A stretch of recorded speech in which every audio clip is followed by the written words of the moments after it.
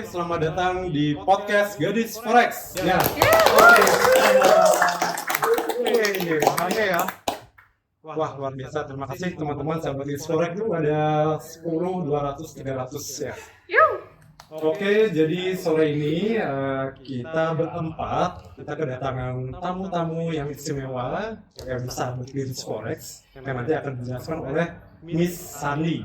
Ya, Miss Sandi, sore ini kita mau bahas apa nih?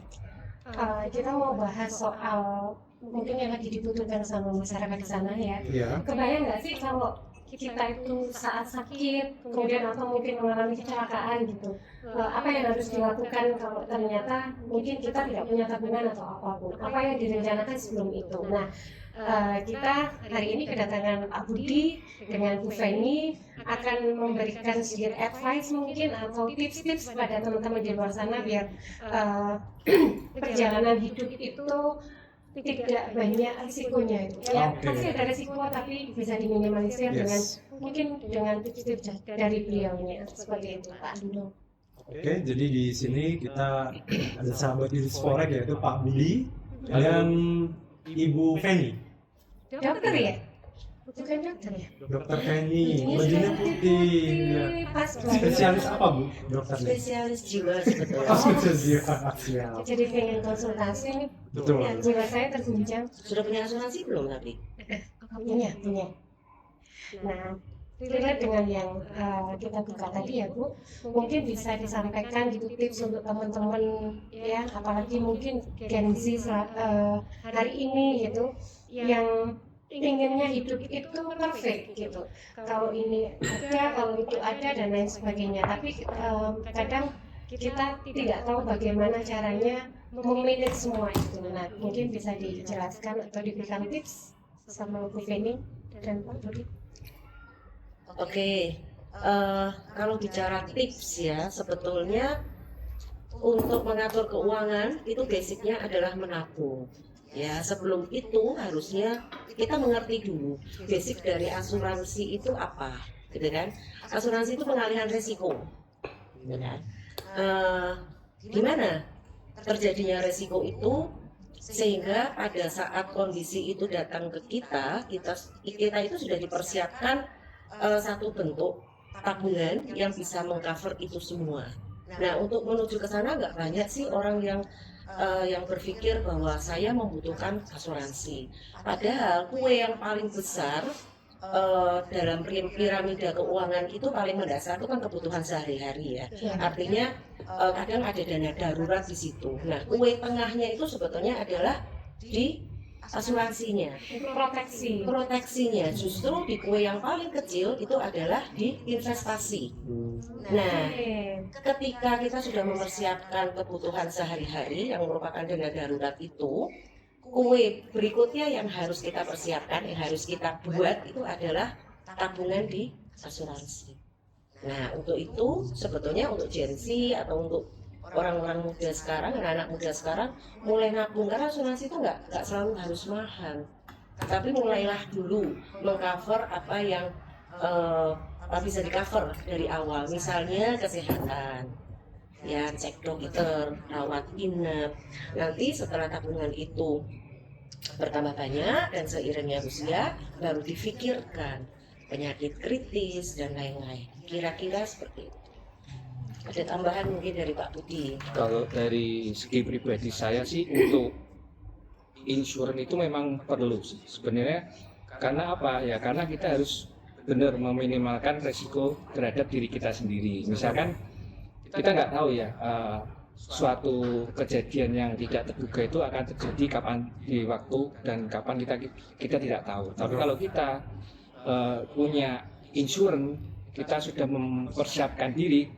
Kalau suatu saat terjadi risiko terhadap diri kita, itu lebih untuk misalkan masuk ke rumah sakit atau itu biayanya lebih ringan daripada kita tidak punya sama sekali untuk insurance. Nah, kalau menurut saya sih penting banget sih untuk kita terhadap diri kita itu punya suatu asuransi proteksi terhadap diri kita sendiri. Oke, nah pertanyaannya di luar sana itu saya melihat banyak sekali jenis dan macamnya insurance. ada asuransi kesehatan, life insurance ya, terus ada asuransi yang model unit link atau apa, terus asuransi kerugian ya. Nah ini sebaiknya yang mana dulu sih yang harus kita prioritaskan? Tergantung dari pilihan kita ya. Kalau kita misalkan hanya memilih untuk kesehatan, ya kita belinya untuk insurans kesehatan. Karena kalau kita beli unit link, ya kita tahu sendiri unit link itu jangkanya jangka panjang sebenarnya. Oke. Ya, dan kita kalau misalkan Sebetulnya maaf Pak, unit link sendiri itu apa? Asuransi yang seperti apa? Kalau boleh dijelasin nih, karena kan banyak nih teman-teman sahabat Gibbs Forex yang mungkin masih awam ya. Jadi mungkin Pak Budi bisa lebih menjelaskan tentang unit link. Jadi kalau unit link itu sama sih prinsipnya, suatu produk yang dananya itu diinvestasikan ke suatu instrumen. Oke. Ya, jadi di awal tahun 5 tahun pertama itu dana kita itu belum terbentuk berkembang. Karena makanya kan kenapa unit link itu harus 20 tahun. Oke. Nah, itu karena ya di situ Kalau karena setelah tercapai 20 tahun, itu uang itu bisa kita ambil atau bagaimana? bisa Oh, uang itu bisa berarti diambil. bukan duit hilang. Enggak, unit link itu enggak dibilang. Cuma ya itu Ya. bentuknya itu mungkin 10 tahun ya. Karena setahu saya kalau asuransi kan ada yang tradisional insurance itu Iya, yang tradisional itu murah, seperti asuransi preminya ya, kesehatan ya. premi ya namanya ya, Premi, perusahaan ya. betul. Iya. Premi per bulannya murah, Iya. cuman kita tidak bisa ngeklaim nih nanti duitnya. Ya, kalau Bisa tradisional itu kita Ya. bayar premi dalam 1 tahun. Tapi kalau kita tidak memanfaatkan, memanfaatkan hilang. hangus ya. Betul. Tapi Karena kalau unit linknya. Iya. unit link, Iya. kalau unit link berarti dananya tetap ada. ada Diinvestasikan. diinvestasikan di instrumen-instrumen yang Hmm. mungkin di asuransi itu punya instrumen yang Nah. di saham atau apa gitu. Masuk investasi ini misalnya nih kalau investasi sendiri yang lebih menarik investasi kemana nih, ke unit link atau ada instrumen lain Nah ini, itu saya harus tanya kepada yang lebih berpengalaman? berpengalaman. Oke. Nah kira-kira Pak, kalau misalnya investasi yang unit link tadi, itu kira-kira returnnya sampai seberapa? Kalau unit link itu returnnya itu kalau sebenarnya ada 3 sih, ada dynamic, fix sama Equity. ya equity. Oke. Gitu. Jadi kalau yang fix itu antara 5%, terus kalau yang dinamik itu 10-15%, kalau yang equity itu 20% per tahun. Fix nggak? Enggak fix. Tergantung apa perhitungannya? Tergantung dari kinerja, Hasil ya, kinerja dari dia, investasinya. dari manajemen investasinya. Jadi kalau misalnya dibandingkan dengan deposito itu kan fix ya, Betul. misalnya 4% per Iya, tahun iya. gitu. Tapi kalau unit link ini memang bisa 10%, tapi dia tidak fix. Betul. Oke, ya. Jadi kalau dibandingkan dengan deposito, unit link itu lebih tinggi lah, Lebih menarik ya. lebih menarik. Cuma jangkanya memang jangka panjang. Jangka panjang. Gitu ya. Pembedanya itu adalah kalau deposito itu biasanya disebut dengan tabungan berjangka. Betul. Beda dengan investasi. Jadi kalau namanya tabungan berjangka tentunya returnnya itu sudah dipastikan di awal, sudah ditentukan Fix, di ya. awal fix. Ya. Beda dengan investasi yang memang tidak bisa ditentukan berapa besarannya, tetapi berdasarkan statistik gitu ya, hasil return investasi selama 10 tahun, 5 tahun, 10 tahun, 20 tahun itu rata-rata pengembalian investasinya sekian gitu kira-kira. Pak, ini mau pilih yang mana? Unit link apa? Nggak tahu, saya masih bingung. Masih bingung. Iya. Berarti kita harus tanya-tanya lagi. Iya, kalau masih bingung. iya, mumpung ada dua narasumber Pakar ya. pakar berpengalaman. Ya. Jangan sampai kita salah melakukan investasi. Oke, ya. Mau tanya apa ya selanjutnya? Untuk anak muda ya, yang Gen Z atau yang ya baru lulus kuliah, fresh graduate kerja, itu kan secara finansial mungkin masih di awal, belum begitu punya banyak uang. Itu sebaiknya gimana proses perencanaan keuangannya? Sini. Proses perencanaan keuangan nabung. Ya, Nabung. nabung. Saya bilang ya. nabung itu adalah basicnya karena dari kecil kan kita diajari yuk nabung ya ada lagunya gitu kan ya karena begini kalau kita memilih asuransi itu kan kue kedua kan ya, kue kedua. Sedangkan kalau masih usia-usia yang masih di bawah ampuan orang tua, biasanya kan mereka itu masih dibiayai ya sampai dengan asuransinya gitu ya.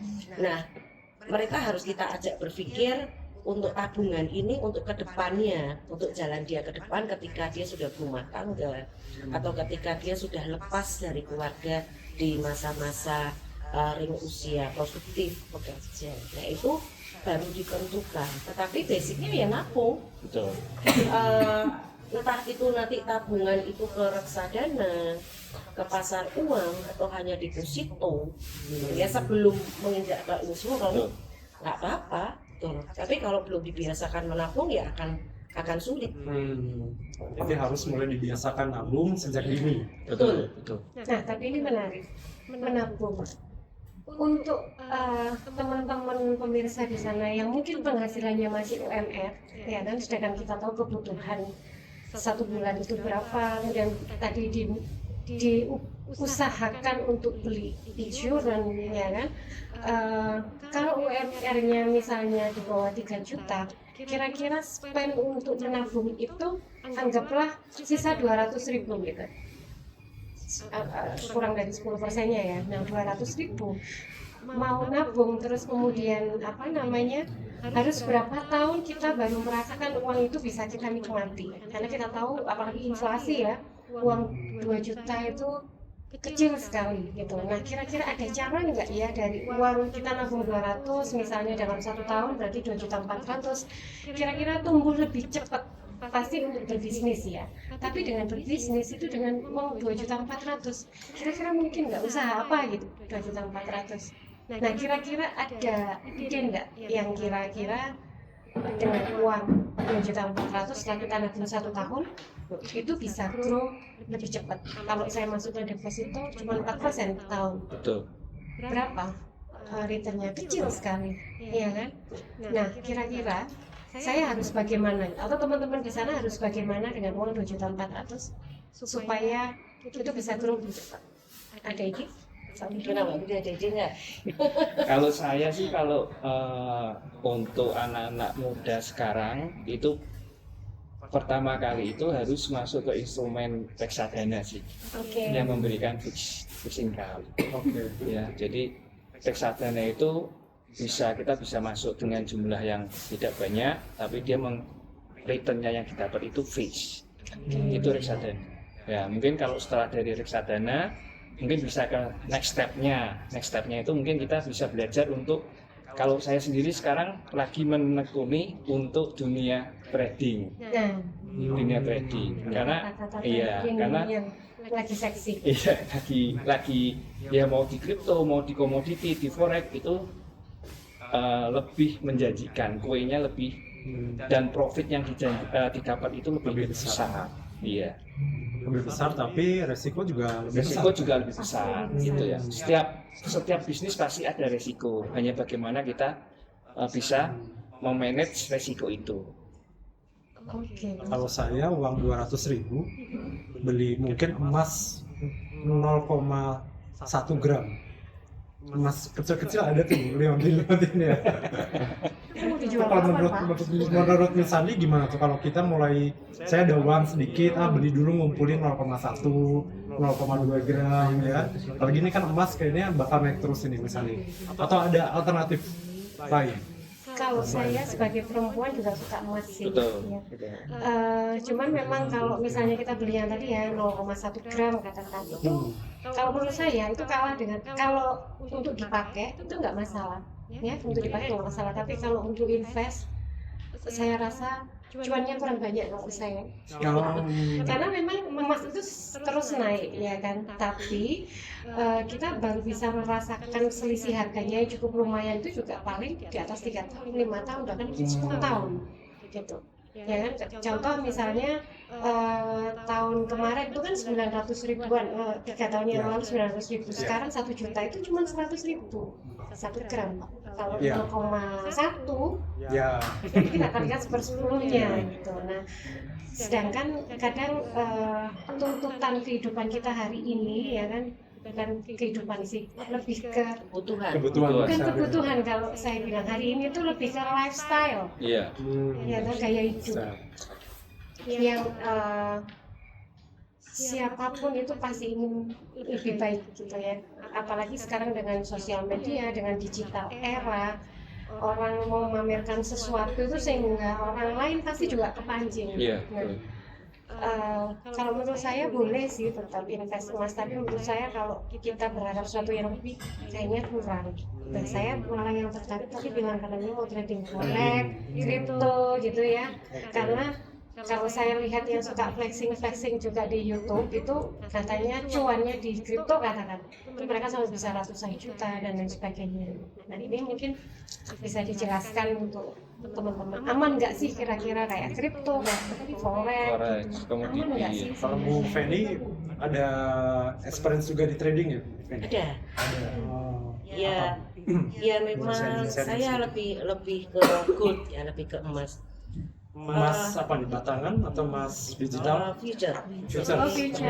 Berjangkanya kan. Oke. Nanti kita bicara trading gitu ya. Iya, iya. Kalau kita bandingkan kan sebetulnya investasi itu ada investasi konvensional dan yang future itu tadi ya. Konvensional itu ya kita buy and hold istilahnya kan seperti itu ya. Kita beli emas, ya beli Emas, emas beli atau beli aset sampai dia nanti dalam jangka waktu tertentu bisa kita jual. Nah, Kalau yang futures, kalau yang future Berbeda, itu lebih cepat per hari per day-nya itu bisa dilakukan transaksi yang tidak bisa dilakukan oleh aset-aset konvensional. Nah, menariknya tadi misalnya kan bilang nih, kalau 0,01 gram terus yuk kapan gitu kan? Sampai kapan gitu loh nunggunya gitu lah. Padahal kalau Saya mau di pengen beli mobil besok. iya, suwe wes gitu ya. Terus kalau di industri trading justru dengan 0,01 lot itu kita sudah bisa bertransaksi. Nah, peluang profitnya itu jauh melebihi dari emas konvensional. Jadi nggak ada salahnya, memang kita harus punya fisik emas, salah satunya sebagai perhiasan sebagai perempuan gitu ya. Betul. Tetapi kita harus sudah memikirkan alternatif bisnis lain selain konvensional tadi adalah di futures. future, di trading gitu. Ya Pak Budi ada pengalaman? Ya mungkin dari pertanyaan Bu Sandy tadi kan apakah aman ya? Nah ya itu, Sebenarnya itu yang penting. Iya. Banyak yang scam tuh di luar scam sana ya. ya. Jadi kita kalau bicara keamanan sebenarnya kita harus tahu kita berinvestasi itu di suatu pialang berjangka yang seperti apa. Maksudnya kenapa kita harus tahu dulu, riset dulu itu brokernya itu di bawah under siapa. Misalkan Oke. kalau kita broker di lokal itu kan harus di under Bapepti. Nah, makanya dari segi itu kita bisa memastikan bahwa broker itu aman dan kita bertransaksi pun bisa aman. Oke. Nah, karena kita mungkin saya punya pengalaman berkaca di tahun 2020 itu banyak suatu perusahaan yang menawarkan suatu robot Nah, robot trading. iya, Skema trading ya, itu skema. yang akhirnya scam semua. Betul. Nah, makanya kita harus benar-benar kalau kita bertanya aman atau tidak itu kita harus tahu bahwa Kita cek bagaimana dulu, kita ya. melakukan transaksi dengan broker yang bisa dipercaya. Gitu. Menarik, robot trading itu juga lagi rame Pak kemarin. Iya, betul. Saya punya temen ikut robot trading juga gitu. Terus akhirnya dia katanya kehilangan uangnya gitu. Nah, apa yang harus diwaspadai sehingga mungkin pemirsa di sana itu tidak gampang kayak dikasih gimmick gitu bahwa robot trading itu begini-begini gitu, supaya mereka juga banyak pengetahuan tuh gitu. Kira-kira apa sih? Jadi kalau untuk robot trading itu sebenarnya bukan ini ya, maksud saya kalau robot trading itu sebuah algoritma yang bisa digunakan. Sebenarnya fine-fine aja sih. Tools Ya, itu ya. sebagai Tools. untuk tools untuk pertimbangan kita melakukan suatu transaksi yang secara otomatis.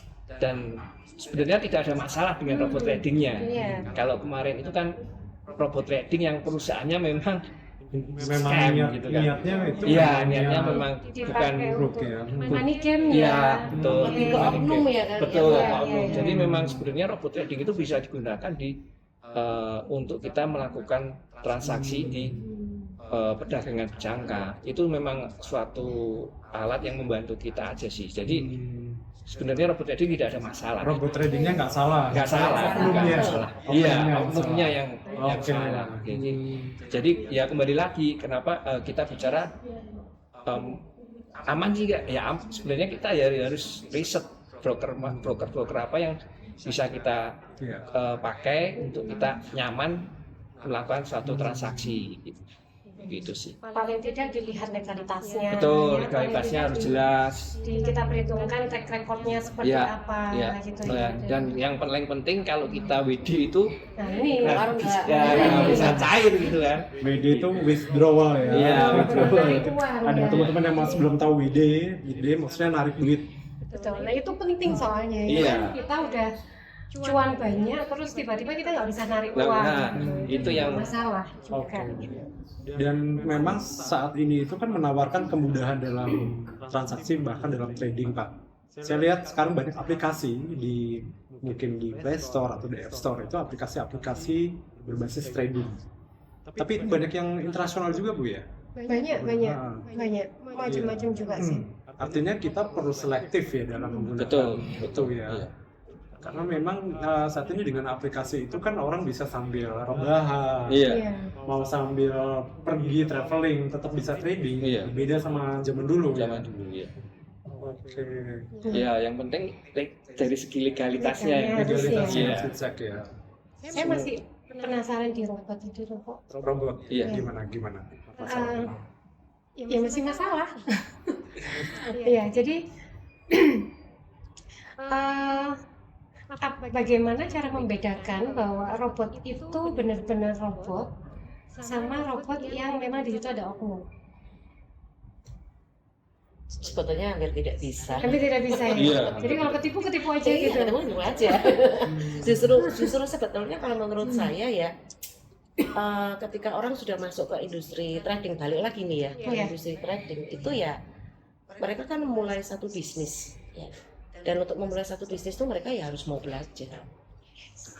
Ya. Saya setuju Di itu. dalam perjalanannya, ketika kita membuka suatu perusahaan yang akhirnya kita akan memandatkan itu ke seseorang, mestinya kan kita harus tahu dulu tuh bahwa menanam benih itu seperti ini, menanam kacang itu seperti ini, gitu kan.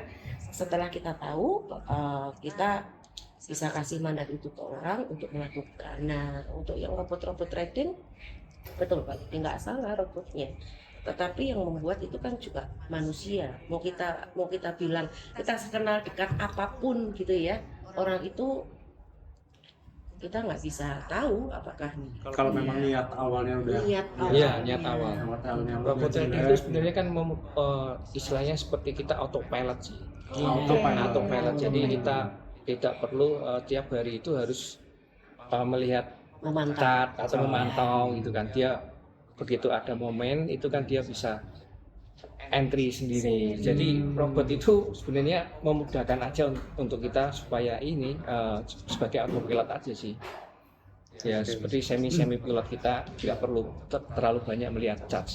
Berdasarkan rumus yang sudah Ya, mereka berdasarkan buat rumus gitu yang ya. dibuat. Kalau memang tadi Bu Sandy bilang apakah itu aman atau ya kembali ke pembikin robotnya itu memang dia niatnya untuk scam atau tidak sih. Kalau robot trading itu sebenarnya nggak ada masalah, nggak ada masalah sih sebenarnya. Betul. Itu. Jadi intinya kalau misalnya ada teman-teman yang masih tetap mau dengan robot, berarti dari awal harus menekankan pada Ya dicek dirinya legalitasnya sendiri. dulu Betul. robot itu bisa digunakan di broker yang aman atau tidak. Kalau kita digunakannya di broker yang kita tidak bisa under regulasi di Indonesia, itu perlu dipertanyakan karena kita kan nggak bisa, misalkan terjadi masalah pun kan kita nggak bisa mau komplain kemana gitu kan. Iya. Tapi kalau kita undernya di under Indonesia, kita di under Bapepti, kita kan bisa. Masih bisa Bisa. diperkatakan lah. Iya. Dan satu lagi mungkin kita juga harus istilahnya menyadarkan diri kita ketika kita mau join dengan robot, berarti ya memang resiko itu juga ada. Betul, Gitu ya. betul. Tetap ada resiko, tidak Betul. ada sesuatu yang Iya. tanpa resiko. Suatu bisnis pasti ada resikonya. Pasti, betul. Kita jalan kaki aja ada resiko. Betul. Sandung ya Pak. Sandung gitu. Betul. Apalagi bisnis Betul. ya kan.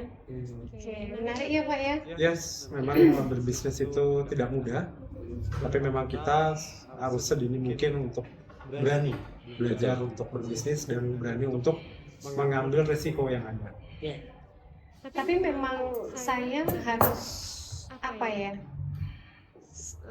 prihatinkah atau apa, saya bingung mau meluapkan perasaan saya apa. Cuman memang karakter orang-orang kita itu kan karakter orang-orang yang suka instan ya. Jadi Yes. ini mungkin terlalu gampang untuk dimanipulasi orang lain gitu. Ya kan, sesuatu yang kelihatannya too good to be true, manis gitu, angin surga gitu. Dan sekarang yang paling kelihatan adalah judi online. Ini juga Itu mungkin bisa kita bahas di next episode ya Bu boleh ya. ya. Kalau Episode ngomongin ini selanjutnya. panjang ini soalnya. ya, bisa kemana-mana nih. Karena ini beruntun ya, tahun berapa itu 2020 saya ingat ada insurance untuk robot trading, kemudian 2012 Insurance untuk robot trading. robot trading ya. Iya. Menarik itu. Iya. Ya, kemudian tahun berikutnya juga ada skema robot trading yang piramid, kemudian scam, masalah. Pokoknya setiap tahun tuh selalu ada, dan masalahnya yang ditipu itu nggak sedikit, Iya, betul.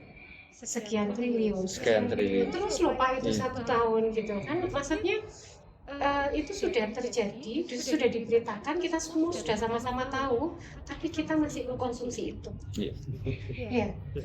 Nah, mungkin dengan ajang seperti ini kita bisa terus ngasih wawasan atau ngasih edukasi ke teman-teman di sana supaya cukup gitu. Seperti yang disampaikan Bu Feni tadi, kalau misalnya mau terjun ke sesuatu, usahakan ya kamu memahaminya Belajar sendiri. dulu. Gitu, ya. Kayak itu yang penting. Sama kayak kita drive ya. Kalau drive itu lebih nyaman kalau kita drive sendiri daripada disetirin orang lain gitu kan. Meskipun Kalau saya suka-suka aja sih Bu disetirin. saya juga suka, cuman kadang itu kayak misalnya nih ngerem gitu, Kurang versatif, ikut ngerem. jadi kan sebenarnya belum 100% saya kayak benar-benar believe gitu, percaya gitu. Ada was-wasnya. Ada, tetap ada Iya, was-wasnya. Nah, kalau menurut Bu Feni nih, apa yang harus dilakukan sehingga teman-teman itu mau memulai untuk misalnya mau melakukan sesuatu itu belajar dulu kan, karena itu kan nggak mudah. Kadang orang itu aduh kelamaan susah, ahnya itu banyak gitu. Nah, kalau Bu Feni nih bagaimana nih? Iya, Itu mindset susah ya, ya. pasti Iya, mindset dulu ya. Bagaimana nih kira-kira? Memang susah, tetapi sebetulnya gini loh ya, ketika kita ada di industri ini gitu ya, yang kurang, saya bilang terus terang yang kurang dari industri ini adalah memberikan edukasi gitu, bahwa ketika kamu terjun di bisnis ini ya, kamu itu berbisnis, jadi bukan titip duit. Kalau titip duit itu ada bank, ada koperasi, ada BPR, gitu kan ya. Ketika kamu berbisnis, nah mindset berbisnis itu yang harus dibentuk. Tidak hanya tadi yang dikatakan Bu Sandi, pokoknya trading itu cara cepat menjadi kaya. Itu. Ya, wow, luar saya Wah. nggak mau gitu kan. Bukan cara cepat menjadi kaya, tetapi ayo kalau kamu mau membangun sebuah bisnis, ada alternatif bisnis yang bisa dilakukan dengan modal kecil, gitu kan. Nah, kalau kita sudah tahu mindsetnya bahwa ketika kita terjun trading itu adalah sebuah bisnis, tentunya kamu harus belajar bagaimana sih membangun bisnis trading ini dari diri kita sendiri dulu deh, dari mindset, dari menata psikologinya kita. Karena saya sering menyampaikan bahwa semua bisnis itu 80% adalah bisnis psikologi, 20%-nya adalah technical. Technical itu ya ada modal, ada pembelajaran, Iya, saya setuju dengan ada Bu Feni. strategi, Setuju. ada Iya. manajemen. Coba deh bayangin, mau buka toko, mau buka usaha apa, coba Iya. ngomong aja. Semua sama gitu ya. Sama mengelola psikologinya, Iya. sama pentingnya mengelola aku mau belajar. Nah itu kan mengubah mindset bahwa kita harus tahu dulu yang kita lakukan itu apa. Gitu ya, benar nggak sih Pak? Betul. Iya kan? Saya sangat setuju dengan Bu Feni kalau masalah itu. Saya juga sangat setuju. Iya. Jadi bisa dibilang trading itu bisnis Bu ya. Bisnis. Jadi kita harus belajar, mau nggak mau harus belajar bisnis itu. Iya, bisnis yang bisa gini, ada investasi yang tidak dibisniskan, gitu ya. misalnya tabungan. Misalnya kita punya rumah, kita diemin. Tapi kita punya aset yang bisa dibisniskan. Contoh kita punya rumah disewakan. Nah, Dikoskan. dikoskan, betul. Iya, ya, jadi menghasilkan. Ya. Jadi menghasilkan. Kayaknya kita bisa belajar lebih banyak nih sama beliau-beliau Belajar ini ya. bareng-bareng. Saya mau ngasih Next episode. pertanyaan, Pak. Oke. Cepat dan harus dijawab. Oke. Trading itu bisnis apa judi? Bisnis. Trading itu bisnis apa judi? Bisnis. Judi apa bisnis? Bisnis. Ngomong judi. Jangan. Bolak-balik. Jadi kita sepakat ya kalau trading itu Bisnis. bisnis. Oke, jadi next episode kita akan belajar trading is business. Gimana mulai cara belajarnya, nanti sahabat bisnis forex. Sampai ketemu di next episode ya, Bu Sandi ya. Oke, terima kasih narasumber Oke, kita. Terima kasih, jangan lupa like dan subscribe. Terima kasih Pak Budi, terima kasih Bu Sandi. Sama-sama. Bye-bye. Bye-bye.